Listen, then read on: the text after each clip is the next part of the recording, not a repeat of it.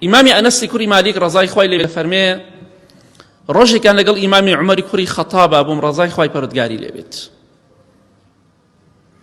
ئەفەرمێت چووینە ناو باخێکەوە، من لە دەرەوەی باخەکە بووم، ئەو چوە ناو باخەکەەوە، باخێکی دارخورما، دیوارێک لە بەینی من و ئیمامی عومەری کوڕی خەتابە بوو ڕەزای خوای لێ بێ.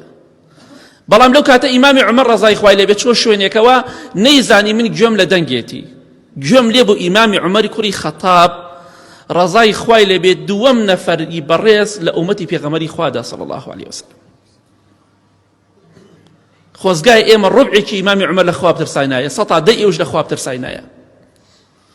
بەڵێ دەفەرمێ گوێم لێ بوو ئیمامی عومەری کوڕی خەتاب ڕەزای خوای لێ بێ محاسبەی نەفسی خۆی دەکرد. ئەی فەرموو ئەی عومەری کوڕی خەتاب، تۆ باوکت وا بوو شوانێک بوو، تۆ خۆت ئەوە حاڵت بوو، کەسێکی زەلیل بووی، کەسێکی ئاوها بووی، خوای گەورە بەڕێزی کردی.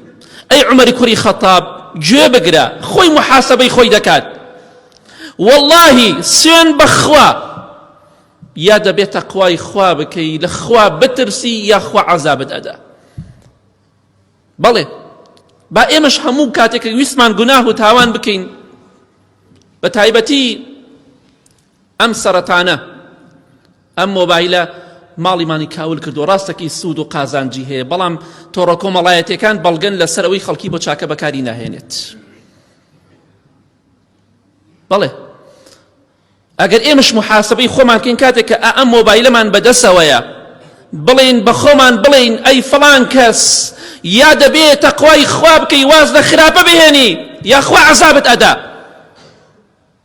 ئەو کاتە ئێمە بە خۆماندا دەچینەوە. بەڵام هەر ئێمە بڵێن بەهەشتین و خوا لێمان خۆشە بێ و خوا غەفوور و ڕەحیمە، دڵنیا بە کاتێک دەزانین خوای گەورە لە ناو جەهەنەمدا نوقمان دەکات. دەی با لە خوا بترسین، با محاسبەی نەفسی خۆمان بکەین.